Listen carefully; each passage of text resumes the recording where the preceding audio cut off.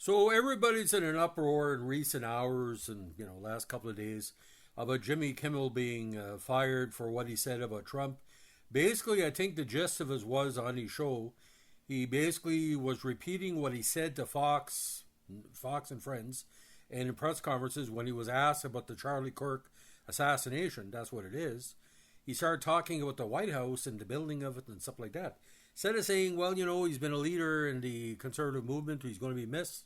I think everybody should basically support his family, not one of the word of condolences. Maybe he did in private. So Jimmy Kimmel, the ABC, which is cowards in the situation, took him off the air. Now, Jimmy Kimmel is not really a thinking man's comedian. There's no George Carlin in it. There's no Bill Hicks. There's no Lenny Bruce. There's no SCTV. There's no Saturday Night Live and that guy.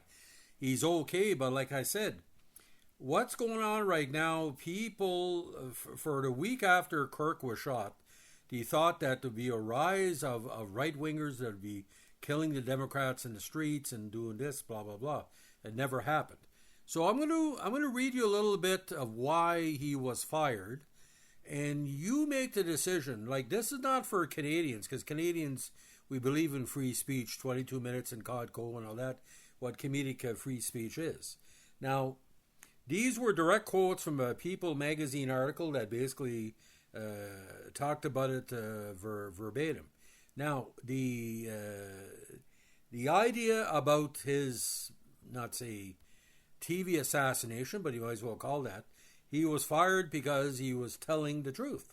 Now, according to my post on my Facebook site, I put a photo of Kimmel and Kirk.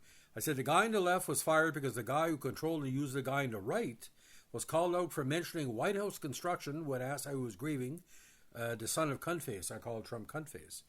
By the way, and pass it on, I've been covering politics for 42 years. It gives me a right more than any other media member ever from New Brunswick to say this is an unfunny comedian who lost his mind trying not to be a comedian by thinking everyone understands his non-humor on the right wing. Now, this is what Kimmel said. We hit some new lows over the weekend with the MAGA gang desperately trying to characterize this kid who murdered Charlie Kirk as anything other than one of them and doing everything can to score political points from it. Kimmel began. In between the finger pointing, there was grieving. Now, there was grieving, obviously, on the Republican side, but Trump didn't really grieve. He moved on to the next stuff. Oh, I'm going to England and the Canadian tariffs and all that. Now, this is exactly what happened. 2 days after he shot, on Friday, the White House flew the flags at half-mast, which got some criticism, but on a human level, you can see how hard the president is taking this. He continued. When asked how he was holding up, Trump replied, I think very good. And by the way, right there where you see all the trucks, they just started construction of the new ballroom for the White House. Trump continued discussing the ballroom plan, saying the result would be a beauty. The cameras then cut back to Kimmel. Yes, he's in the fourth stage of grief, construction, the comedian said. Demolition construction, Kimmel added. That's how an adult grieves the murder of somebody called a close friend. This is how a 4-year-old mourns a goldfish, okay?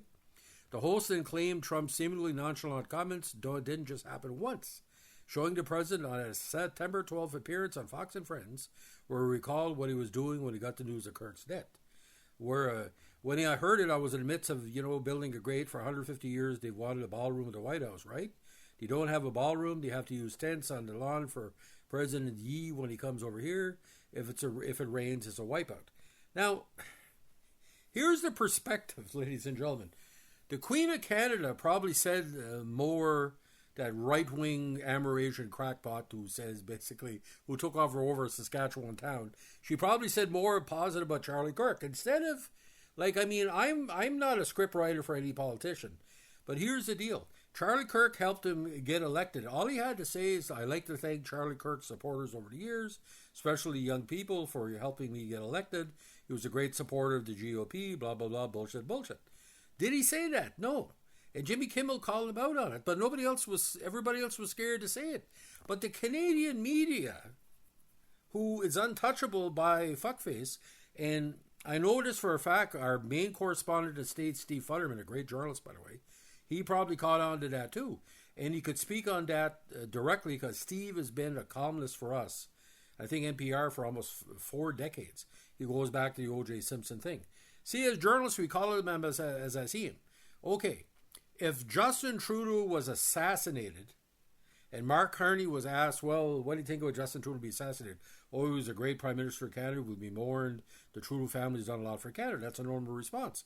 Even if you don't believe in it. Let's say King Charles's, godson on Andrew's side gets murdered. You know, he's a member of the royal family. We will miss him greatly. Assassinations, what happened with Mountbatten, my family, it's frowned upon. He was given every opportunity to martyr Charlie Kirk. The day after the murder, allegedly he faked a stroke at that 9/11 event. And by the 12th, when people were asking about Charlie Kirk and what are you going to do, you're going to be at the funeral, he said, well, that the White House ballroom is going to be great. We'll have to be outside and not have any rain. What kind of fucking sense does that make? You think he would, unless, like some theory is, some people believe. At first, he said that guy who shot him was Canadian, 77-year-old banker from Toronto. And then he said, well, the Canadians hate Kirk, they probably shot him. Then he found out it was a young man from Utah who was brought up by right-wing parents who turned against that, fell in love with a man or a transgender man, and didn't do it because the person told him to. And he called this person love, and he said, maybe I should go back for the gun because I think I made a mistake by leaving him behind. But because he loved that person so much, he felt like he had to confess.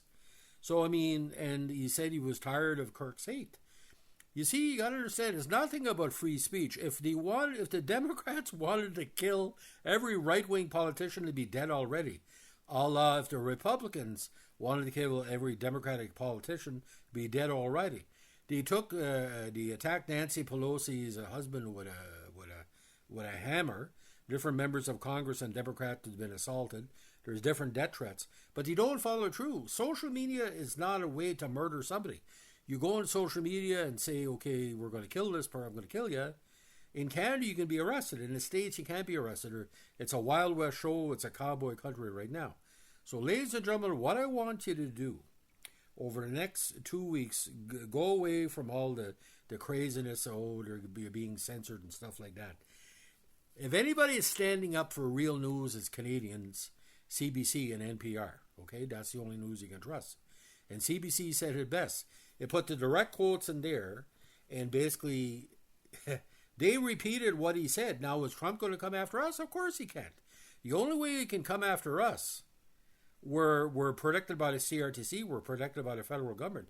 Free speech is all over. How in the fuck do you think the Queen of Canada came to power? Fucking Amer-Asian kind of pseudo-lesbian said the law didn't apply to you. You're trying to be a sovereign citizen in Canada.